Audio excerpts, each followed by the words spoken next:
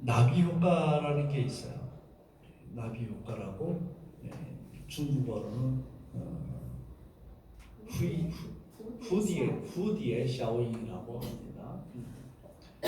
태평양 섬 어느 한 곳에서 일어난 작은 나비의 날개짓이 태평양을 건너면서 뉴욕에 태풍을 일으킬 수 있다는 이론입니다. 미국의 기상학자 로렌츠가 사용한 용어로서 초기에 사소한 변화가 전체에 막대한 영향을 미칠 수 있음을 이루는 말입니다. 미국에서 나비가 날개짓을 하면 태평양을 건너서 중국 국경에서 태풍이 일어난다는 거예요. 비유가 될지 모르겠지만 2011년 8월에 미국의 신용평가 회사인 스탠더드 푸어스가 미국의 신용등급을 A3에서 A2로 감등합니다. 그 소식이, 그러니까 그 나비의 날개짓이 신용등급이 바로 중국, 한국, 독일 등 전 세계 주요국의 주식시장에 일제히 빨간불이 들어오게 하면서 경제 성장률도 급락하고 맙니다. 어느 한 곳에서 일어난 작은 날개짓이 결국 전 세계에 큰 파장을 일으킨다는 것입니다. 1945년 2차 세계대전이 끝난 후에 많은 지식인들, 특히 신앙인들이 심각하게 자기 성찰을 하게 됩니다. 왜 우리가 이렇게 나누어져서 서로 싸우고 죽여야 되느냐? 신앙이 틀리다고, 이념이 틀리다고, 서로 각자의 이념에 인해서 왜 우리가 이렇게 죽어야 되느냐? 싸워야 되느냐? 그리고 상대를 죽여야 되느냐? 그런 성찰의 시간을 얼마 가지기도 전에 바로 몇 년 후에 또 이 땅에 6.25 전쟁이 터집니다. 그 6.25 전쟁은 세계가 이념으로 인해서 나눠져 가지고 또 많은 사람들이 죽고 죽입니다. 많은 죽음 앞에서 도대체 우리는 누구냐? 내가 어디서 와서 어디로 가야 되느냐? 왜 사나? 이런 고민에 빠지기 시작합니다. 그러면서 한 20여 년을 동서냉전의 시대로 돌아갑니다. 세계가 미국과 소련, 미국과 중국이 서로 동서냉전으로 첨예하게 대립하는 시기를 가지게 됩니다. 그 대립하던 시기에 화해 역사로 돌려놓는 사건은 조그만 탁구공에서 시작했습니다. 그것을 핑퐁 외교라고 합니다. 핑팡지. 1971년 4월 마치 영화의 한 장면처럼 그 핑퐁 외교는 작은 우연에서 시작이 됩니다.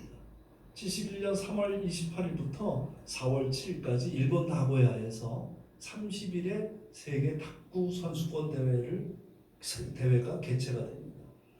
4월 4일 날 19세 미국 선수 글렌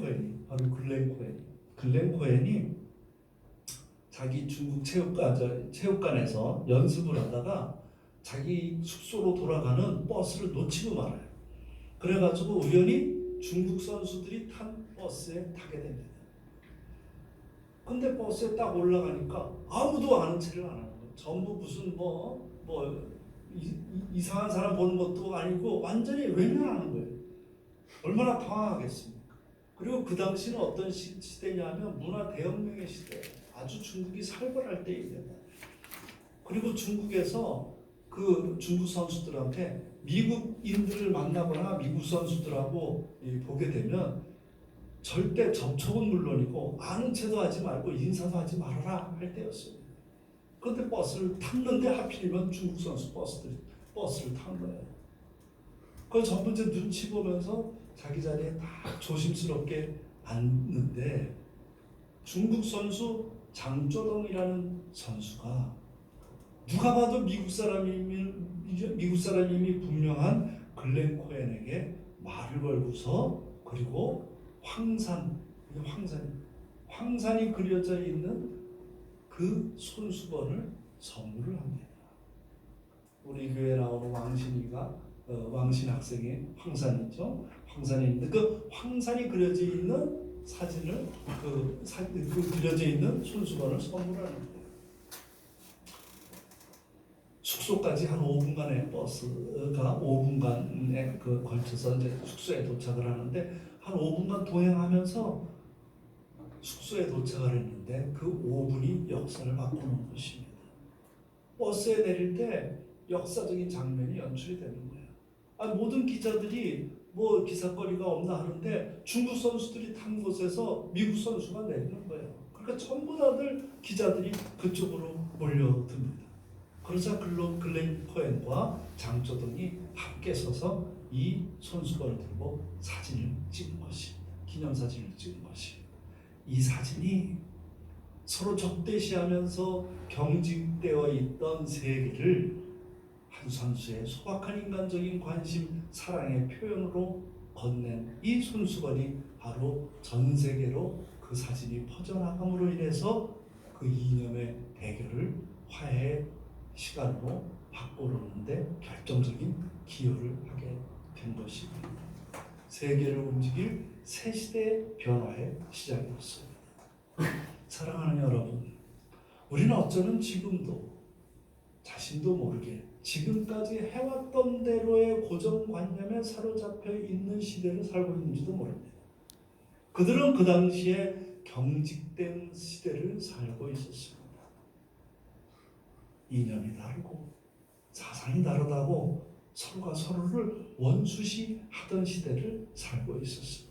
장조동이 보였던 이 조그만 사랑의 표현이 그 조그만 날개짓이 세계를 바꿔놓았듯이 우리 모두 이 화평교회에 나오시는 모든 분들은 세상을 향해서 조그만 사랑의 날개짓을 펼치는 화해자가 되기를 원합니다. 장조동이 건넸던 그 손수건 한 장, 그것이 세계를 바꿔놓는데 결정적인 역할을 했던 것입니다. 이사야서 43장 16절에서 17절 말씀을 함께 읽겠습니다. 시작. 나 여호와가 이같이 말하노라. 바다 가운데 길을 큰 길 가운데 지름길을 내고 병거와 말과 군대 용사를 이끌어내어 그들이 일시에 엎드려져 일어나지 못하고 소멸하기를 꺼져가는 등불 같게 하였느니라. 오늘 본문 말씀 바로 전의 말씀입니다. 이 장면이 무엇입니까? 이 장면은 바다 가운데 길을 큰 물 가운데 지름길을 내겠다고 하는 것입니다. 무엇을 뜻합니까? 바로 홍해의 기적을 이야기하는 것입니다. 모세의 기적을, 그 기적 사건을 말하는 것입니다.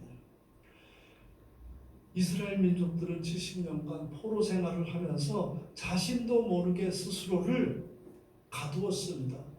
우리는 어쩔 수가 없어. 그저 못났다고 갇혀 있을 때 이사야로 하여금 기억나게 하는 것이에요. 너희 조상은, 우리 민족은 바로 이집트에서 400년간 노예 생활할 때 홍해를 가르고 무려 장정만 60만, 200만 명이 넘는 자들이 하루아침에 홍해를 가르고 탈출했다. 그 사건을 기억해야 하는 것입니다. 70년간 식민지 생활을 하게 되면 대부분의 사람들이 그 식민지 상태에서 그냥 순종하며 사는 거예요. 바뀌지 않고 나는 어쩔 수 없어 하면서 사는 겁니다. 우리나라도 36년간 식민지 생활하고서 그 식민지 잔재가 얼마나 오랫동안 남아 있습니까? 그런데 이사야가 오늘 말씀하는 것입니다. 그 수많은 병거와 말로 추격하던 그 이집트 군대를 한순간에 바닷물에 수장한 사건을 기억나게 하는 것입니다. 세계 역사에도 이스라엘 민족을 전무후무하게 기적의 주인공으로 만들었던 그 사건을 일깨우는 것입니다. 그러면서 오늘 말씀을 주시는 거예요. 오늘 말씀 이사야서 43장 18절에서 19절 말씀을 함께 읽겠습니다. 다 함께 시작. 너희는 이전 일을 기억하지 말며 옛날 일을 생각하지 말라.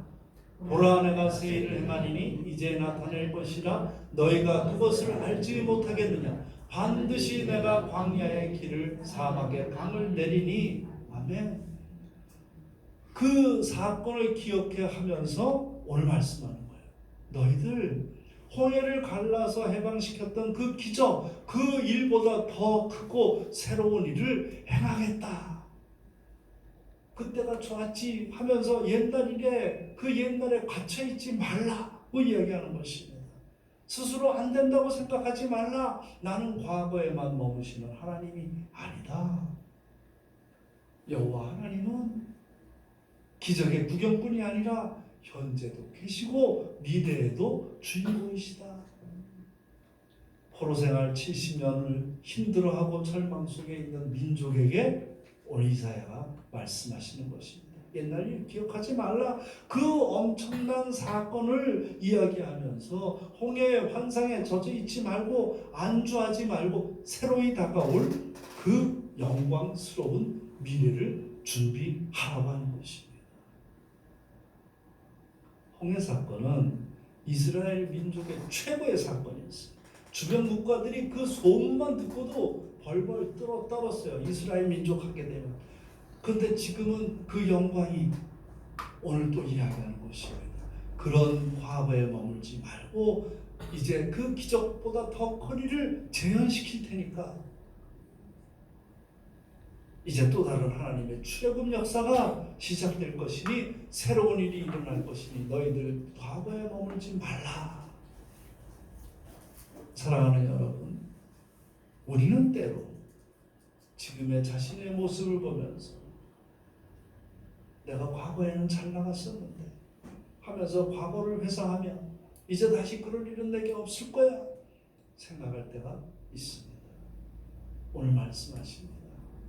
지난날 너희에게 베풀었던 그 많은 일들에 묶여있지 마라. 이제 더 큰 일, 생각지도 않았던 일들이 생길 거라고 오늘 말씀하시는 것입니다. 이제 너희들에게 다시 큰 일을 베푸시겠다고 말씀하시는 것입니다. 생각해 보십시오. 그 막강했던 애굽에서 오직 하나님의 은혜로 모세에게 이끌려 나왔던 그 사건을, 있을 수 없는 일이 일어났던 그 사건을 보여주면서 그것보다 더 큰 일이 일어날 것이라고 오늘 그들에게 말씀하시는 것입니다. 각자의 인생들이 다 있어요. 지금까지 살아온 과정들이 다 있습니다. 그렇지만 여러분 생각해 보십시오. 내가 지금 이 자리에 있고 나를 나되게 지금까지 이끌었던 분이 누구신가? 그리고 그 당시에 나를 살리신 분이 누구신가? 저는 예전에 교통사고가 나서 중환자실에 일주일 있었어요. 중환자실에 일주일 있는데 이제 완전히 이제 다 대장이 썩었어요. 그 이제 중환자실에 이제 딱 들어가니까, 그러니까 밤에 그 조그만 병원에서, 동네 조그만 병원에서 이제 사고가 나니까, 아니 뭐 원장이, 그 제가 이제 동네 유지였으니까 원장이 와가지고 그러는 거예요. 아이 뭐 특별히 우리 그 동네 유지시고 잘 하시는 분이니까 특별히 잘 봐주겠다고 하면서 뭐 사진도 찍고 뭐 하고 하더니, 아 그냥 뭐 사리도 진통제 먹고 좀 하루 쉬고 가면 된다는 거예요. 전 그런 줄 알았죠. 그 새벽이 되니까 막 이렇게 배가 이렇게 막 불어오르더라고요. 그 자기도 보니까 안 되겠는지 다행히 그 사람이 무슨 뭐 평화 뭐 통일 주최위원 뭐 대위원인가 그래요. 자기 그 회의 가야 되기 때문에, 아 이왕 왔으니까 뭐 그냥 쉬고 뭐 가면 되는데 이왕 왔으니까 뭐 큰 병원 가봐라 이거예요. 만에 하나 그분이 대위원의 그 회의에 안 갔으면 저는 죽었어요. 그분이 다행히 회의에 가는 바람에 제가 큰 병원으로 옮겨지게 됐어요. 딱 큰 병원으로 가니까 바로 의사가 보더니 그냥 수술하지 않으면 나가라 그러더라. 그냥 그 자리에서 수술했어. 그 자리에서. 다 써봤지. 근데 저는 제가 죽는다는 건 생각도 못했어요. 단지 이제 숨이 가쁘더라고. 숨이 가쁜데 이상하게 주변 사람들이 저를 와서, 병문안을 와가지고 저를 보고서 돌아서면 울어. 그래서 아니 나를 왜 울을까? 전 이상했어요. 나중에 알고 보니까 의사가 하늘에 맡깁시다 그런 거예요. 앞으로 며칠이 갈지 모르는데 일주일이 고비다 이거예요. 그렇지 않으면 이거 췌장이 파열됐거든요. 그러니까 이게 위험하다. 그러니까 저는 이제 계속 뭐 혈압이 올라가고 내려가고 뭐 그래서 숨을 헐떡헐떡 하고 있는데 저는 죽는다는 생각을 전혀 안 해봤어요. 단지 주변 사람들이 그러는 것에 대해서 너무 내가 적응이 안 되는 거야. 왜 그렇지? 하면서 나중에 알고 보니까 전부 다들 이제 죽는다고 하니까 이게 마지막이구나 해가지고 전부 다들 와가지고 그냥 울고 가는 거예요. 저는 그때 예수님을 몰랐어요. 하나님을 몰랐어요. 절대자라는 것의 존재에 대해서 별로 관심이 없었어요. 젊었을 때라서. 그런데 그 후에 생각이 드는 거예요. 아, 나를 그때 살려주신 분이 절대자 하나님 예수님이시구나. 왜 제가 그런 생각을 하게 되냐면 저하고 가까웠던 아주 어느 한 분이 거의 동시에 저하고 같은 그 장파열이 나서 같이 거의 며칠 안 산 만에 그분도 그 병원에 중환자실로 가고 저도 중환자실로 갔는데 그 사람 죽었어. 그리고 또 어떤 신문에 나왔는데 저 죽을 때 저하고 똑같은 이름 동명이 안영수가 뭐 이렇게 사고 나서 죽었다고 나왔어. 나 대신 갔구나. 저는 그렇게 생각을 합니다. 그래요. 우리가 지금까지 이렇게 앉아 있는 거, 이곳에 앉아 있는 거, 이 모든 것 자체가 결코 하나님이 함께 하시지 않았으면, 절대자가 함께 있지 않았으면 지금 없는 거예요. 오늘 얘기하는 거예요. 오늘 하나님께서 이스라엘 민족에게 얘기하는 것입니다. 너희들 이제 예전에 너희들에게 베풀었던 그 기적보다 더 큰 일을 행하리라. 하나님께서 자기 백성들을 위해서, 나를 위해서 십자가에 매달려 돌아가셨다는 것을 기억해 하시는 것입니다. 사랑하는 여러분, 이제 여러분들에게도 이 민족에게도 새로운 일이 펼쳐질 것을 보게 될 것입니다. 허구많은 교회에서 왜 우리가 새로운 교회, 화평교회라는 것을 새롭게 시작을 할 거예요?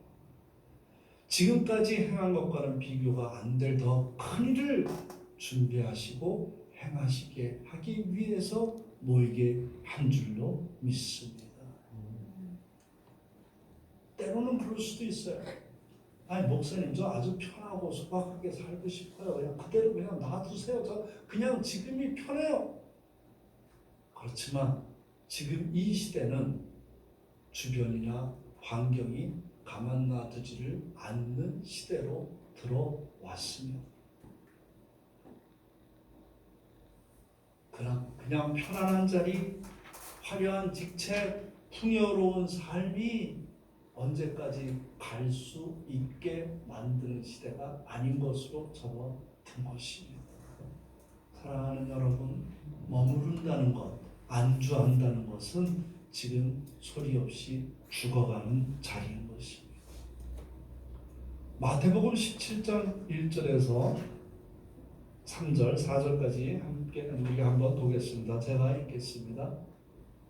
엿새 후에 예수께서 베드로와 야고보와 그 형제 요한을 데리시고 따로 높은 산에 올라가셨더니 그들 앞에서 변형되사 그 얼굴이 해같이 빛나며 옷이 빛과 같이 희어졌더라.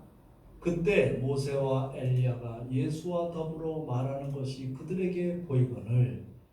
우리 함께 읽겠습니다. 4절 시작. 베드로가 예수께 여쭈어 이르되 주여 우리가 여기 있는 것이 좋사오니 만일 주께서 원하시면 내가 여기서 초막셋을 짓되 하나는 주님을 위하여 하나는 모세를 위하여 하나는 엘리야를 위하여 하리이다.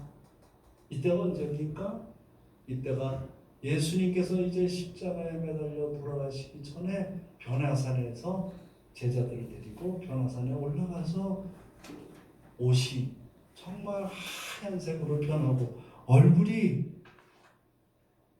해같이 빛나면서 그러면서 모세와 엘리야가 예수님과 함께 더불어 있는 장면을 이야기합니다. 그러자 베드로가 너무 좋은 거예요. 너무 편하고 좋은 거예요. 그리고 당대 엘리야와 모세와 예수님이 함께 계시니까 이분들하고만 있으면 그게 천국이에요. 여기가 좋으니까 여기다 초막셋 짓고 여기서 삽시다.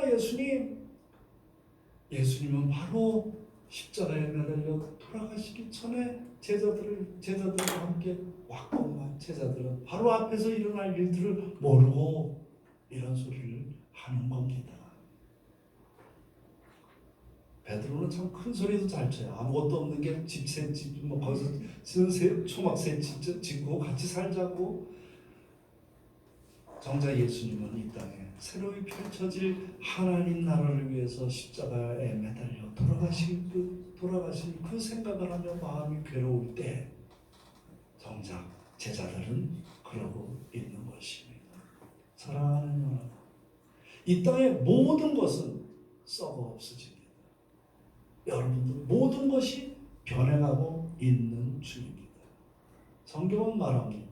하늘에 계신 아버지께 없어지지 않을 것에 보관하라고 이야기하는 것입니다. 영원히 하늘 아래에 쌓아두어라. 사랑하는 여러분, 이 땅에서의 모든 것은 결코 만족을 주지 못합니다. 오늘 이스라엘 민족에게 말씀하십니다.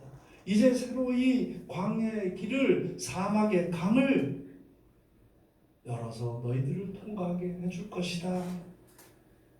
강과 길을 내줄 것이라고 이야기해 주었듯이 이 민족에게, 여러분들에게 오랫동안 영적 소경이 되어서 하루하루 절망 속에 70년을 살았던 그 바벨론 포로 생활하던 그 민족에게 주었던 그 메시지가 여러분들에게도 주어질 줄로 믿습니다.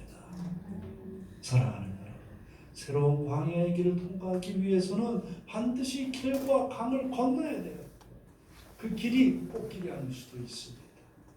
새로운 길은 박수 받으면서 가는 길이 아니에요. 환영하지 않아요. 그러나 변화의 시작은 믿음으로 계단 끝이 보이지 않을 때도 첫걸음을 내딛는 것입니다. 오로지 어떤 상황에든지 하나님의 뜻을 행하는 것입니다. 이 말씀을 붙들고 말씀대로 따라서 움직였던 분이 계십니다. 이번 주 토요일날 저희가 철원을 갈 예정입니다. 우리하고 함께하는 철원의 정지성 목사님. 정지성 목사님은 영국에서 평화 박사를 받고 미국에서 편안하게 지낼 수 있었어요. 미국에 있었어요. 계셨어요. 식구들과. 그런데 자꾸 기도를 하면 철원으로 가라 하는 말씀이 들리는 거예요. 철원에 대해서 알지도 못하는데 자꾸 철원으로 가라고 이야기하는 것을 듣고 자꾸 하나님께 물어보고, 하나님, 제가 과연 이대로 해야 됩니까? 그러면 또 철원으로 가라는 이야기를 듣고, 하나님께서 70년 분단의 이 민족의, 이스라엘 민족이 새로운 길을 갔듯이 이 민족에게, 남북이 갈라져 있는 70년 이 갈라져 있는 남북의 민족에게 새로운 광야의 길과 새로운 강을 내줄 테니 말씀대로 따르라. 그리고 그는 2011년 혼자서 철원을 들어갑니다. 지금도 들어가면 철원이 그렇게 이 도시 같지 않고 조그만데요. 그때 거기를 생각을 해보십시오. 8년 전에 혼자서 거기를 들어갔어요. 그가 가끔 고백을 합니다. 자기가 그 당시에 들어가서 저녁 때 철원을 들어가려고 기차를 타면 사방 주변이 깜깜해서 아무것도 안 보인다는 거예요. 아무것도 안 보이는데 그 기차 안에서 비치는 창문에 보면 자기의 얼굴이 보이지만 그 뒤에, 그 어둠 속에 예수님의 얼굴이 희미하게 보이는 것 같더라고요. 얼마나 외롭고 힘들었겠습니까? 오직 하나님의 인도하심에 따라 이 민족의 화해를 위해서, 평화의 길을 위해서 그곳으로 갔던 것이에요. 그런데 하나님께서는 놀랍게도 2011년에 들어가서 국경선 평화학교라는 것을 세우니까 그 당시에 영국에서 박사받은 분이 철원에 왔다. 얼마나 큰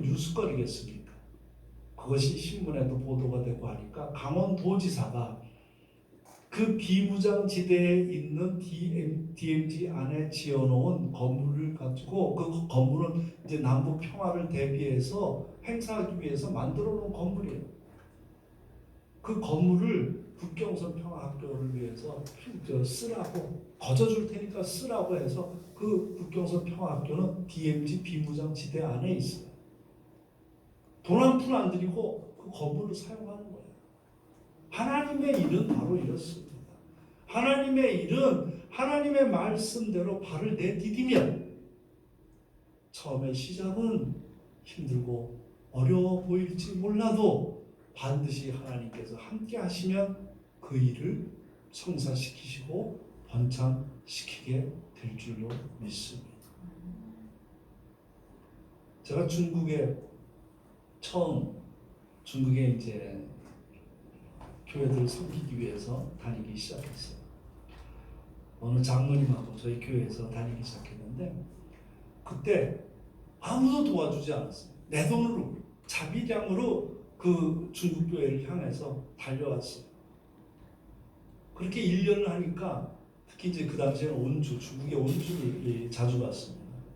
온주 교회에서 막 가기만 하면 많은 분들이 몰려드는 거예요. 많은 분들이 몰려들고 그곳에서 우리가 전하는 메시지에 그들이 반들이 일어나는 거예요.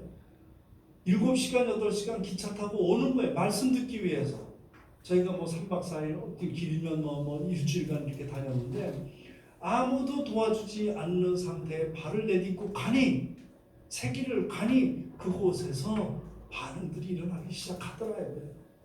1년 후에 교회에서 실제로 가서 큰 부흥의 역사가 일어나는 것을 보더니 교회에서 정식으로 이 팀을 중국 사역을 위해서 팀을 만들게 하고 그리고서는 교회에서 지원을 해주더라고요.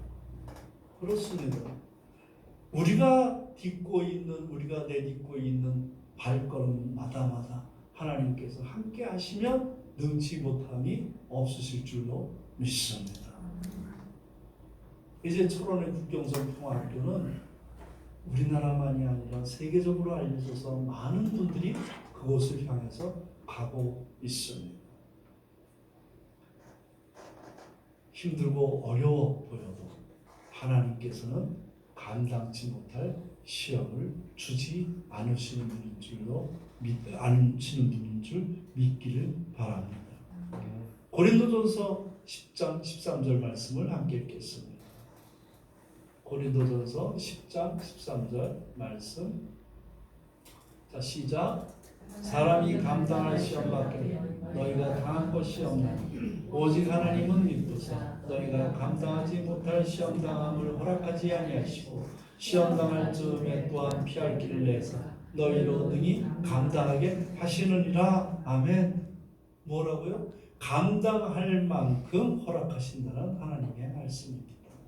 사랑하는 여러분, 하나님은 약할 때 강함되게 하시는 분인 줄로 믿으시기 바랍니다. 하나님은 길이 없는 가운데서 길을 만드십니다. 모든 것이 앞뒤가 다 막혀 있는데 내가 몰랐던 길을 준비하고 계시는 것입니다. 여호와 하나님께서 말씀하십니다. 이스라엘아, 이전 것은 지나 기억하지 말라. 내가 새 일을 행하겠다. 왜? 내가 너를 지명하여 불렀기 때문이다. 내가 너를 선택했기 때문이다. 내가 너와 정녕 함께 있으리라고 오늘 약속하시는 것입니다. 사랑하는 여러분, 이것처럼 확실한 약속이 어디에 있습니까? 이것처럼 큰 빽이 어디 있습니까? 내가 너와 함께 하겠다. 끝을 아는 고난의 길이라면 하나도 어렵지가 않은 것입니다. 이스라엘 민족에게 임했던 그 약속이 오늘 이 땅 이 민족에게 여러분 머리 위에도 임했음을 믿습니다. 모태동 주석이 중국의 마오쩌둥 주석이 그 신문을 봅니다. 사진에 나왔던 그 장쩌동과 글렌 코엔이 함께 찍은 사진을 보게 됩니다. 그 당시에 중국하고 미국은 서로 관계 개선을 위해서 어떤 기회를 기다리고 있었어요. 그런데 마침 이 사진이, 아까 그 사진이 나왔던 거예요. 그 사진을 보고 71년 4월 10일 그들을 초청합니다. 그러니까 나고야 대회가 끝나자마자 바로 중국으로 올 수 있게끔 그들을 초청합니다. 그래서 미국 탁구 선수들이 홍콩에서, 그 당시에는 중국으로 바로 들어가지 못했어요. 홍콩에서 중국을 잇는 로거 다리를 건넙니다. 미국과 중국의 관계를 바꾸고 20세기의 전쟁과 갈등의 시간을 화해의 역사로 돌려놓았던 전환의 순간이었던 것입니다. 그들이 건넜던 그 로호 다리는 그냥 일반적인 다리가 아니라 역사의 다리가 되었던 것입니다. 사랑하는 여러분, 우리는 지금 새 시대 로호 다리를 건너고 있는 중입니다. 역사의 다리를 여러분들과 제가 함께 건너가고 있는 것입니다. 미국 선수들이 중국에 들어가서 탁구 대회를 하면서 확 뒤집어 놓은 거예요. 왜냐하면 매일 신문 기자들이 그 미국 선수들을 취재할 거 아니에요. 중국에 들어갔으니까. 그러니까 미국 선수들이 막 그 신문 인터뷰할 때, 중국 사람들 너무 친절해요. 그리고 중국 사람들 여기는 인종차별도 없어요. 그리고 중국에 자유가 있네요. 하고 막 그런 것들을 갖다 인터뷰를 한 거예요. 그 신문들이 전 세계를 향해서 나아갑니다. 미국의 여론을 돌려놓은 거예요. 미국은 그 당시에 우리는 말할 것도 없지만 그 당시에 공산주의 국가 중국 하면 어떻게 봤습니까? 그냥 빨갱이에다가 머리에 뿔난 사람들로 생각하고 있었어요. 그런데 자기네들 선수들이, 미국 선수들이 중국에 들어가서 중국 사람들에 대해서 막 친절하다고 그러고 여기는 사랑이 많다고 그러고 자유가 있다고 하니까 미국 사람들이 그동안 중국에 가지고 있었던 나쁜 인식들이 바뀌기 시작합니다. 여론조사를 해보니까 중국이 좋다, 56%가 나왔어요. 그것이 결국은 우연히 올라탄 그 버스에 한 사람이 다가가 사랑에 관심을 표했던 그 시작이 미중 관계가 극적으로 바뀌는 역할이 되었던 것입니다. 그 후 1년도 안 돼서 72년 2월 20일 바로 닉슨하고 모택돌이가 만남으로 인해서 중국과 미국이 화해의 시대로 들어선 것입니다. 50년이 지난 지금 또 미국과 중국은 무역전쟁으로 갈등 시대에 접어들었습니다. 사랑하는 여러분, 남이 보지 못한 것을 보는 사람, 뭔가를 본 사람을 가리켜서 우리는 비전의 사람이라고 합니다. 남이 보지 못한 것을 보고, 남이 듣지 못한 것을 듣고, 남이 느끼지 못한 것을 느끼는 사람을 비전의 사람이라고 합니다. 사람은 본만큼이랍니다.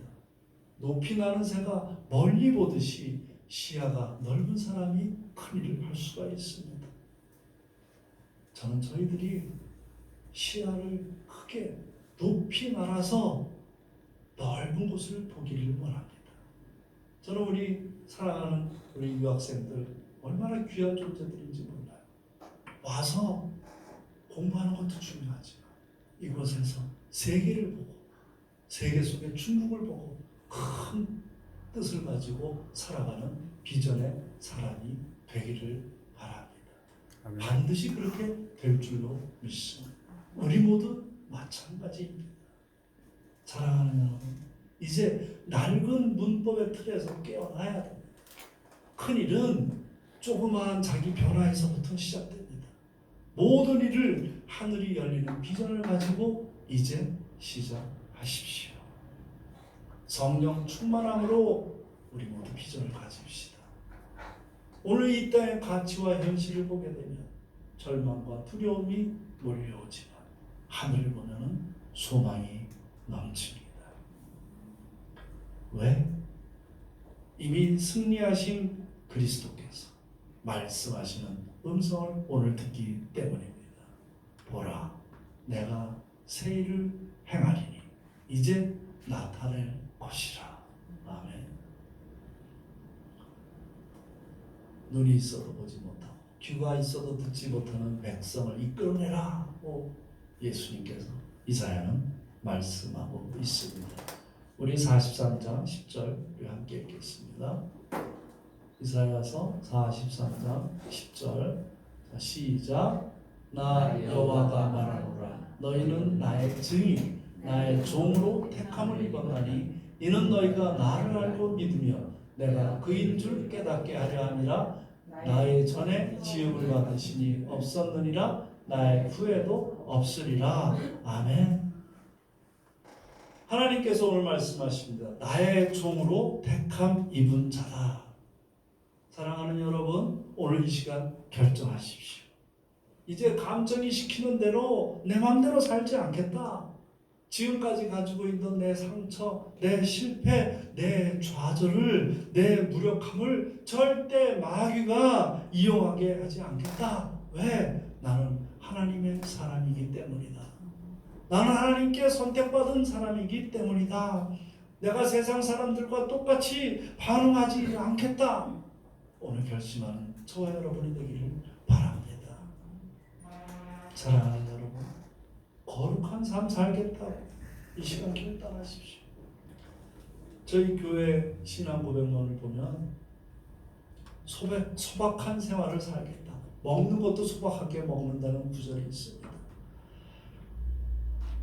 어제 음식점을 갔더니 제가 이제 고기를 먹으려고 이렇게 했더니 저희 아내가 그러더라고. 우리 소박하게 살겠다고 해놓고서 비싼 고기 먹으면 안 되냐고, 안 되지 않냐고. 그래서 그냥 소박하게 먹었어요.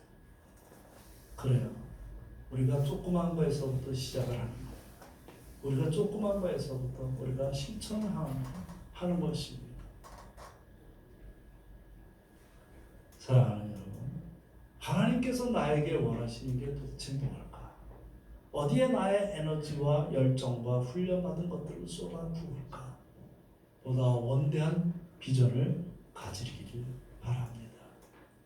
사랑하는 여러분, 여러분들 눈 뜨자마자 기도하며 구하십시오. 하나님, 오늘 하나님께서 오늘 하루도 제게 복의 복을 더해 주시되 세상 복이 아니라 저를 더 크게 세상을 위해서 사용하여 주옵소서. 나를 통해서 하나님께서 원하시는 것이 무엇인지 이루어지게 축복의 통로로 사용되게 하여 주옵소서.